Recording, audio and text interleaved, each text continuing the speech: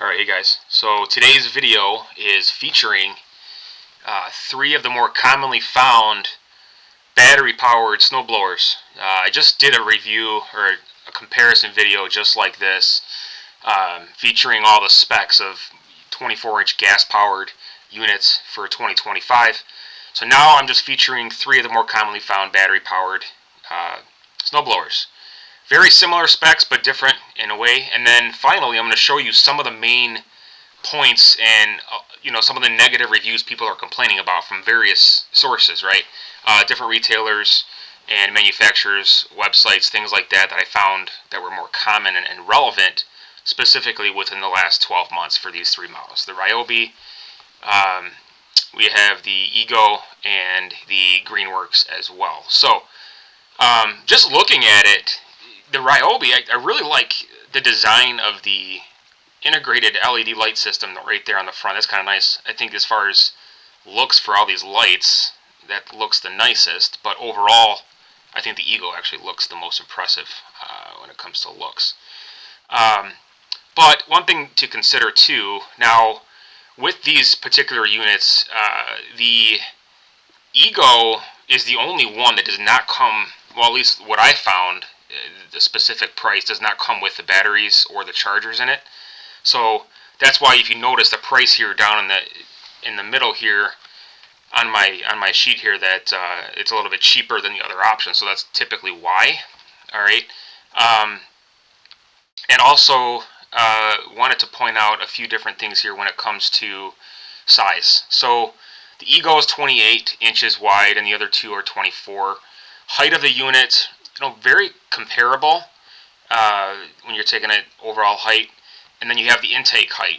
They're all around 20 to 21 inches, kind of what I found. Even with the gas-powered units, they're all pretty similar. And then the ones I compared were all 24-inch wide as well. Now, weight, there's some differences when it comes to the weight. And then even the Greenworks, I saw some discrepancies with that with some of the listings. Somewhere I thought I saw 196 pound. Maybe it was a different model. I can't remember. But these are pretty much, the average weight of these units as they kind of compare. Of course, Ego is going to be a lot lighter, which I find that odd because it's lighter, but it's also the widest. So interesting. Tires are all going to be different. When you take a look at the specs, they're all similar, 15 to 16 and a half inches tall, anywhere from 4 to 5 inches wide. Right. Snow throw, I've seen 50 to 60. Now some of these are going to be little off or just vary, right, depending on conditions, wind, things like that, type of snow, as what some of the reviews had mentioned as well. Runtime with the batteries on full, Ryobi, you're going to get to 45 minutes. Greenworks up to 60. And then the Ego, I could not find any specs on that, and I don't know if it's specifically because the model that I was looking at didn't have the batteries with it, but I did find some threads and some feeds where people were talking about runtime. Now they're going to vary for all these different units, right? How big of a driveway you have, how fully charged the batteries are, just different conditions, how cold it is, because the cold is going to affect it as well. People were complaining on a couple different units that, hey, if their batteries are really cold, they're not going to last as long, etc.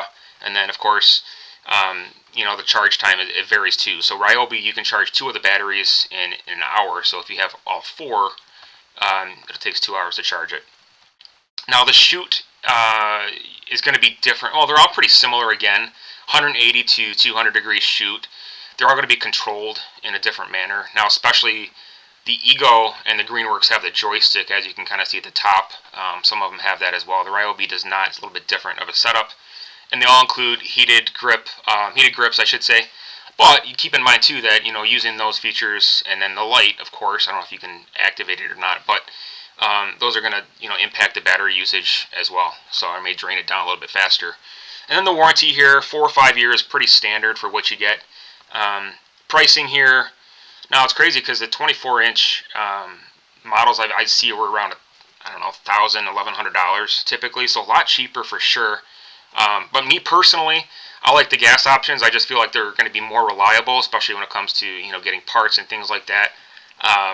And nothing's really more annoying to me than having, even if you have the right amount of batteries, just it's stalling on you when you're halfway done through a job, right? So That's not fun. So that for me, it may not be the right option. But hey, they're popular, and I just wanted to go over this as different options for you. Now, when it comes to reviews, right, I wanted to point out some of the negative reviews that I found. Now, keep in mind a couple things here. So, Ego had the best overall rating from what I found from different sites as an average. Now, Ryobi, I'm finding a lot. You're going to think, okay, you have a lot more issues here with the Ryobi, but there's more complaints. However, they have the most reviews, so naturally, if they have a lot more reviews than some of the other models and competitors, you're going to find more problems, right? More things, which kind of makes it interesting to kind of compare some of these, and then the Greenworks as well. But with the Ryobi, people were complaining that, if you do run out of the batteries, there's no neutral gear to put it in, so you have to push that thing, and it's really heavy. What was the weight of this? 150 pounds or more. So it's got no steering assist as well. So, but if the batteries are dead, what's that gonna do anyways? And then manual discrepancies with the shear pins in the manual. I read that some people were saying that there's actually 8 pins, but the manual says 6. Battery issues, overheating, long delays. That's pretty common with battery operated equipment. What I find as well from just different tools as well.